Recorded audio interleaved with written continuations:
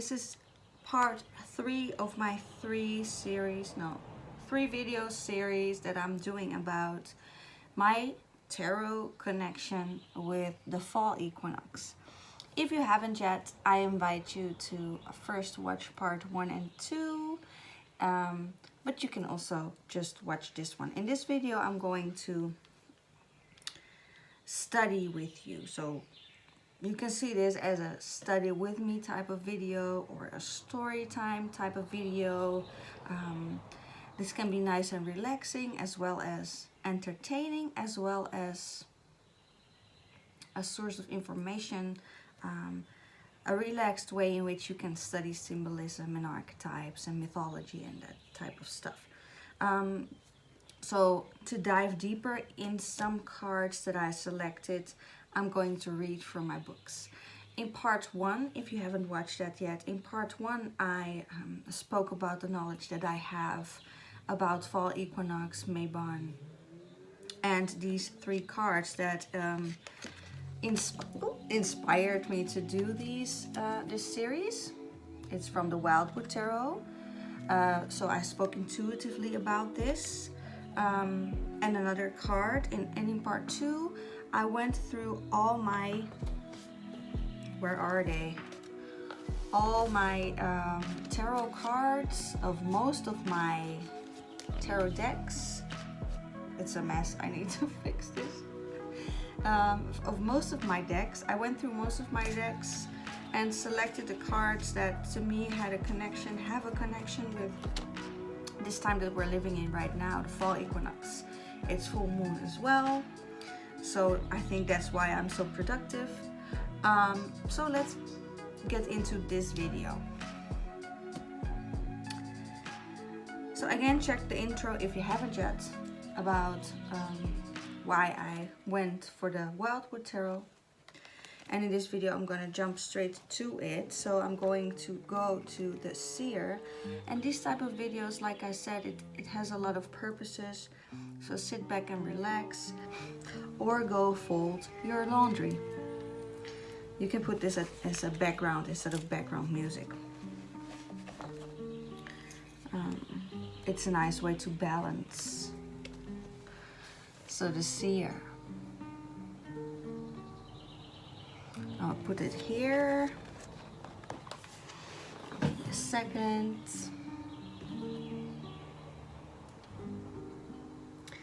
Two. The Seer. Position of the wheel. The Seer is at the hub of the wheel in the quarter related to water and the emotions, and linked to the mysteries of the moon and earth. She is partnered with the shaman and acts as a guide to the world tree. The Seer is wrapped in the owl's cloak of wisdom, decorated with totem animals of power and shamanic spirits. She stands before the world tree, drawing wisdom from the roots that are deeply embedded in the earth. Close around her are the symbols of the 4 elements that she mediates: the cup, staff, arrowhead, and stone. From the head of her staff hang the crane bag and a set of runes. She may be masked, and her face may only be glimpsed or seen in half light. Her voice may be hushed, and she may speak in riddles. But if you listen, she can point you to new, wiser beginnings.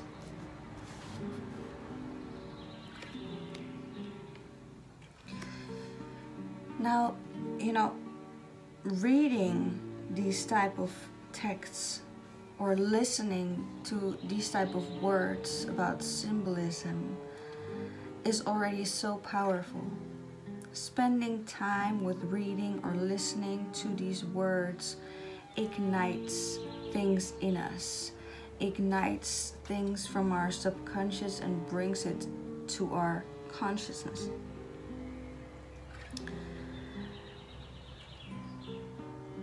It's possible that you start to remember certain things, and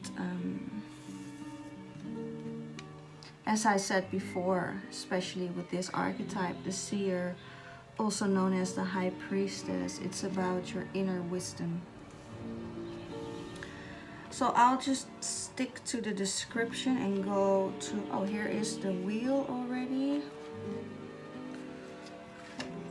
But first I'll go to the mirror, which is number 12.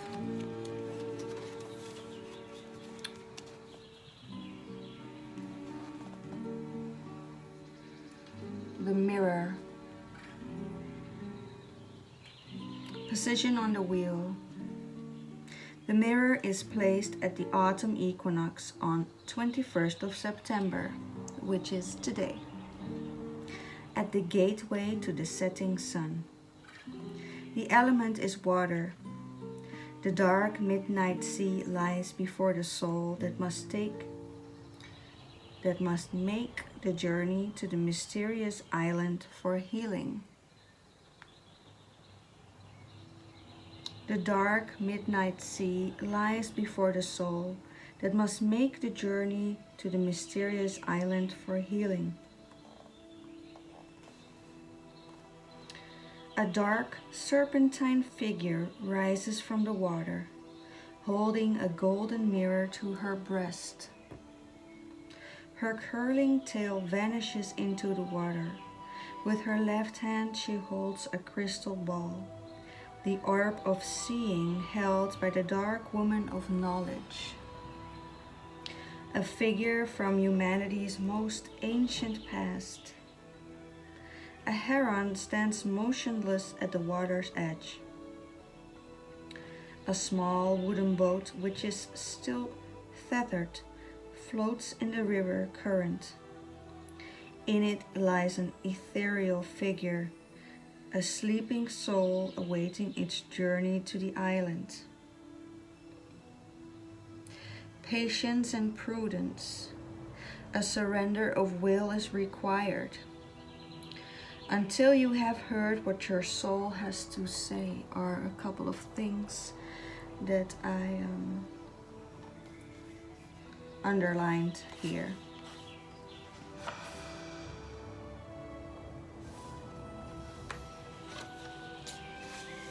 Then we go to the wheel. The wheel of the year, a reason why I share these videos. Look at this ammonite. Cyclical nature. Cyclical sense of time. That's natural. Every day is different. We will return. We will continue. 10. The wheel. Position on the wheel. The wheel is placed at the autumn equinox, 21st of September, with the element of water and the sunset. The setting sun gives warning that the days are shortening as winter approaches. An iron age loom hangs between two hazel trees above a pool of still water. On the loom is an unfinished robe of ever-changing variety, woven with images representing the cycles of fate and nature. The wheel of the year is represented, and attached to the sleeves are feathers from the hawk, wren, swan, and kingfisher. Sacred creatures of the wildwood. Above the robe we catch a glimpse of the sun and moon in the sky together.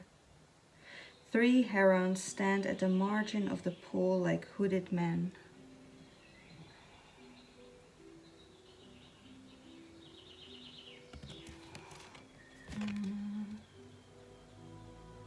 I need better camera equipment. Make a donation if you want to help me.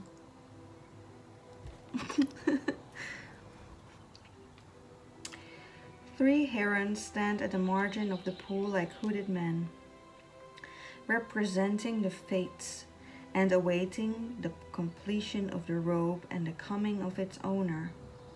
The loom waits for the skillful hand of the unseen weaver to complete the pattern of possibilities and potential that constitutes fate and chance. Yeah, so it depends on what type of materials you stumble upon or that you find.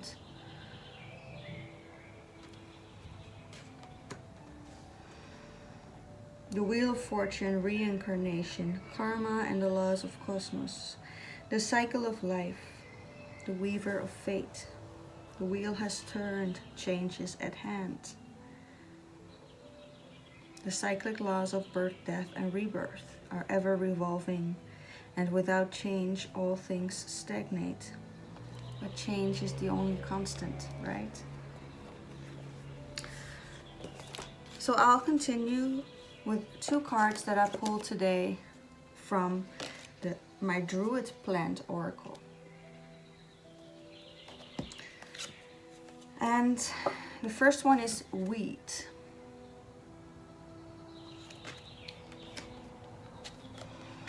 Let me see if I can find it quickly. This is another improv video. Wheat words today.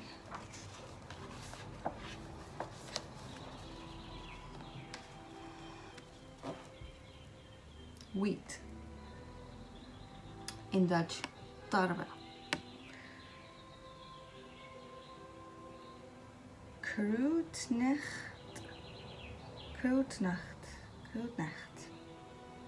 I think that's Gaelic. Druid.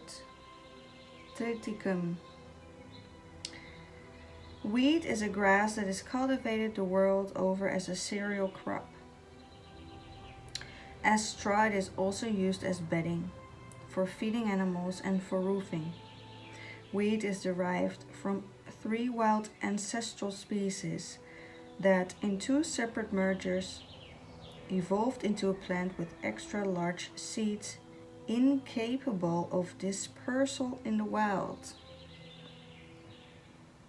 So in Dutch that is, niet in staat zichzelf te verspreiden. Very interesting. As a result, it is dependent entirely on people to sow its seeds, and in becoming a staple food for humanity, it has played a major part in the development of civilization through the transition from hunter-gatherer to agricultural societies. And so I think it's interesting how that resonates with this wheel.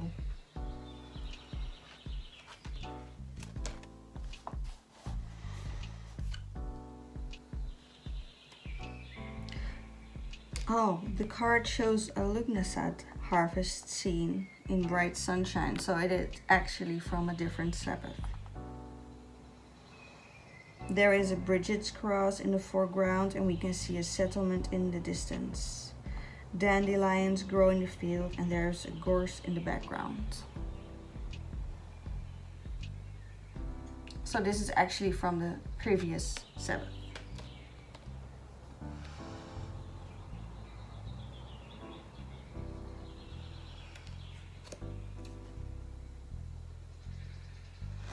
Then I'll keep it at this, stick to this, and leave the rest for next year. Then the next one, so between the second part video and this part, I actually went out into the nearby forest for a little bit. Which is next to a steel factory in my area. I'm really happy that it is nearby, and I'm focusing on the blessings. But how can I say this in English? It's not very wild. You can see that people are, bothering nature. So, but while I was walking there, I realized this card is actually a bit too early. But anyways, I'm gonna read it still. Puffball. 96.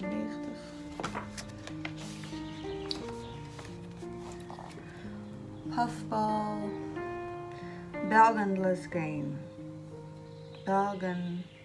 Balgenlusgain, Lycoperdon, mystery, relief from pain, inner connection. Puffballs include the largest and most conspicuous mushrooms of the fungi family and are found in temperate regions throughout the world, but seem absent from South America. The giant puffball can grow to 1 meter in diameter and weigh up to 18 kilograms. All puffballs, including the smaller gem-studded or common puffball depicted here, have firm white flesh when young and most are edible. Most. So what do we need to do with that information?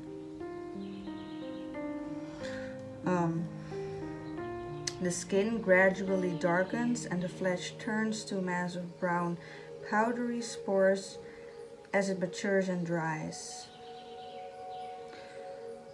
Okay. Mushrooms are mysterious. They grow in the darkness and feed on decaying matter. I skipped a little part and went to the symbolism. Yeah, grow in the darkness and feed off decaying matter. And that counts for all the fungi. Which is interesting because that's starting in this time of the year. So, well, actually we're entering that stage. We're not there yet because now it's a harvest time. But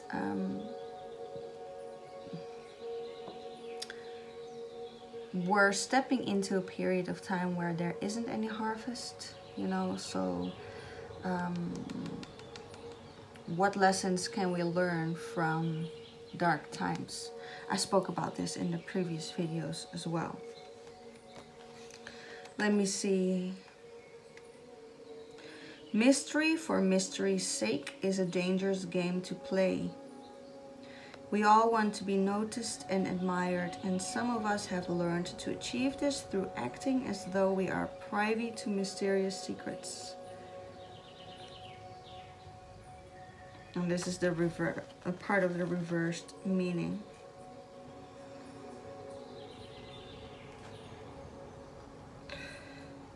Some archaeologists believe that they were treasured for their medicinal purposes. It's good for disinfecting wounds and clotting the blood.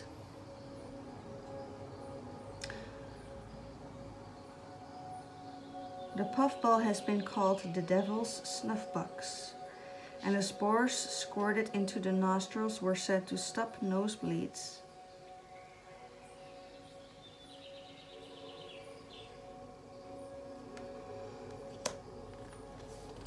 I'll continue with these two cards from the Fairy Oracle. So I selected more cards than these 6, but I think I'll stick to these 6 for today. I picked these 2 out of the rest, so I had, I think 4 more, but I lost one. Fairy energy.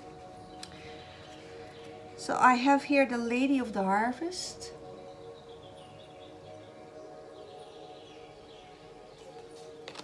And Sylvanus. She's holding the sword, and you see the brown leaves here and the sword. I thought that's, you know, about the entering of Libra season. So this is the book. This is a lovely book. I haven't used it that much. That's why I wanted to read about it and share it with you. So give me a second while I search for the...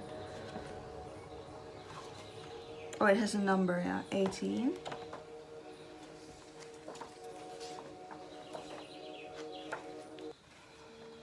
The Lady of the Harvest.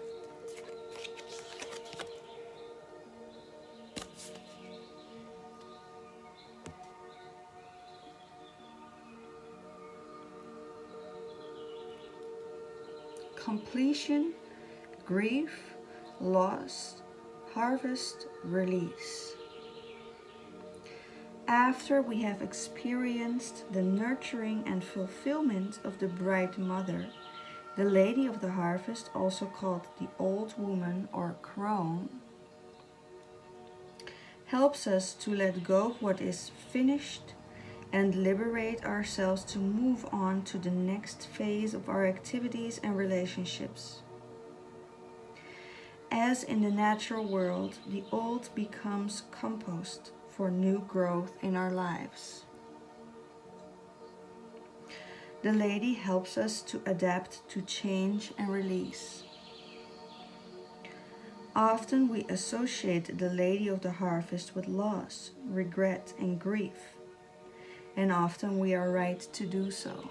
Remember how I spoke in the last video on a couple of Golden Dawn Tarot cards about the disappointment, how people can feel melancholic and disappointed about summer ending.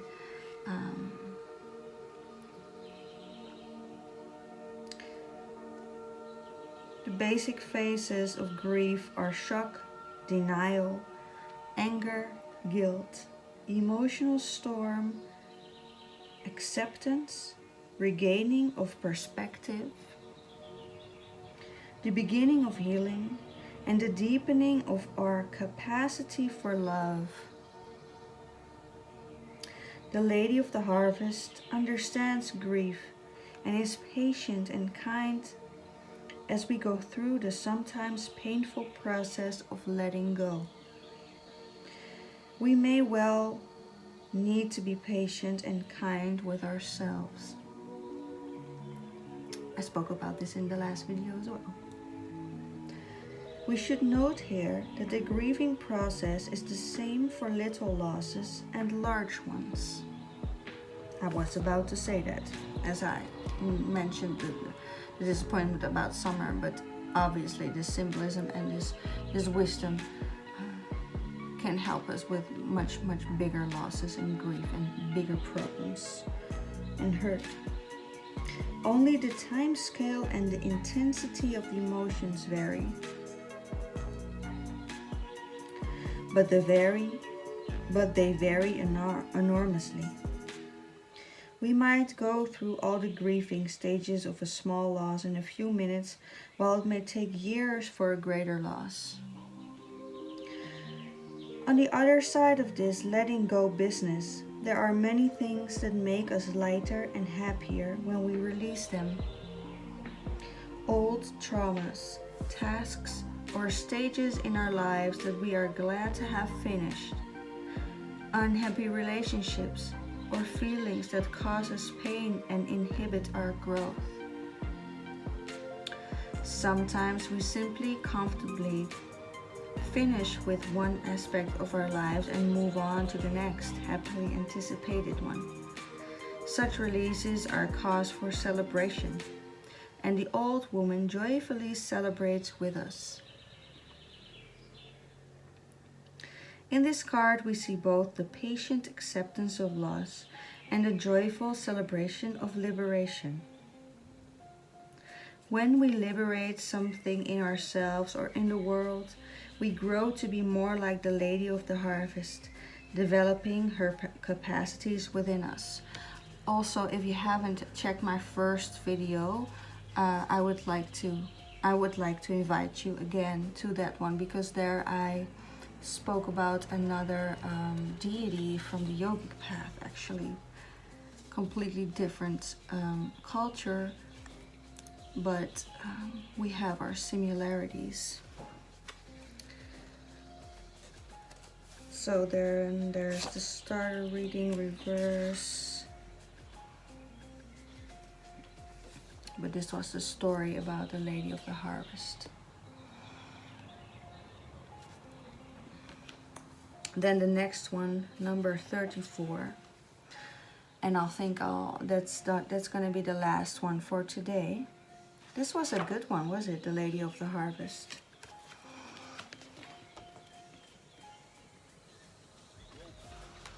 I really like that one, and it really suited this whole series. Sylvanus, 34.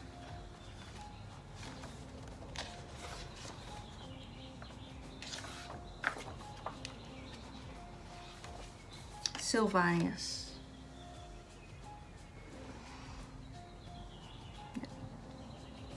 Truth, cutting through deception, clarity. Brian called this painting the mask of truth, true dreaming. So that's, I think that's the artist. The mask of truth,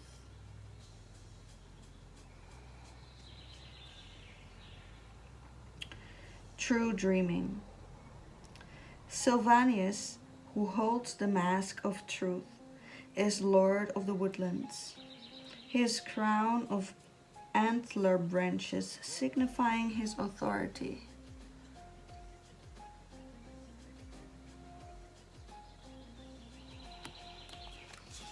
I want a better camera so you can see what I share with you. Okay.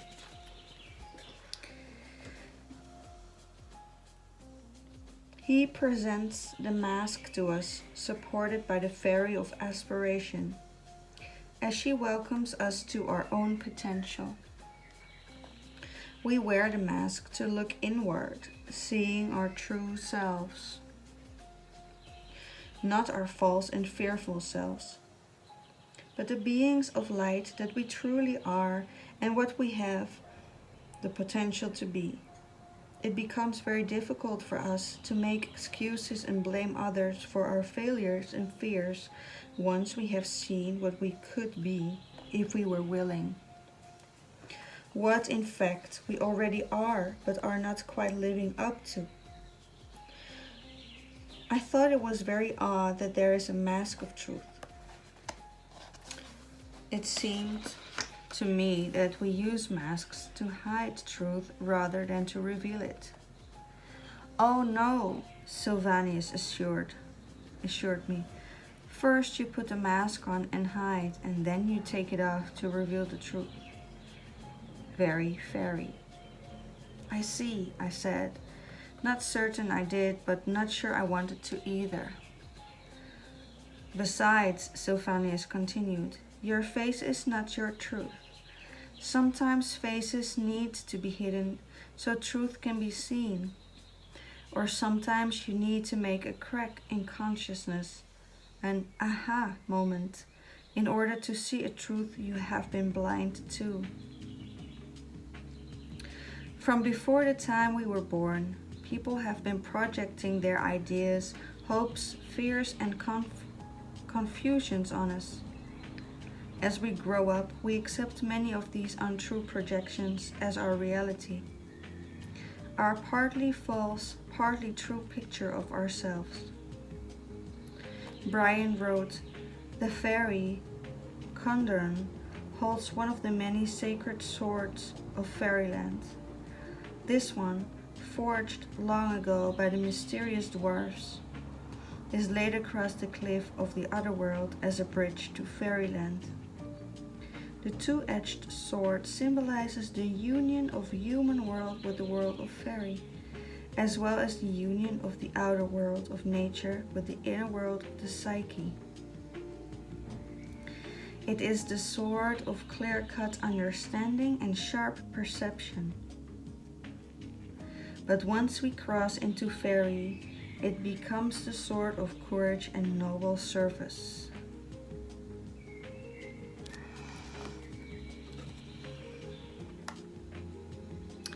And this also reminds me of the Two of Swords, and again, the sign of Libra, which is an air sign. We're entering Libra season right now. Justice, Ma'at. Ma'at was the first card I picked up in the last video. Truth. Keep your heart light.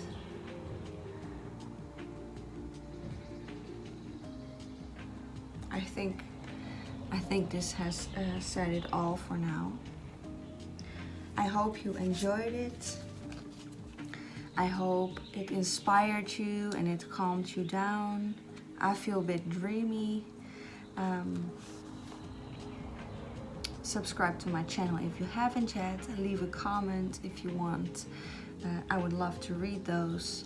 And stay tuned for more Oervrouw, Wild Woman wisdom, inspiration, spirituality, tarot, healing, love, life. Much blessings to you. Thanks for watching, family. Peace.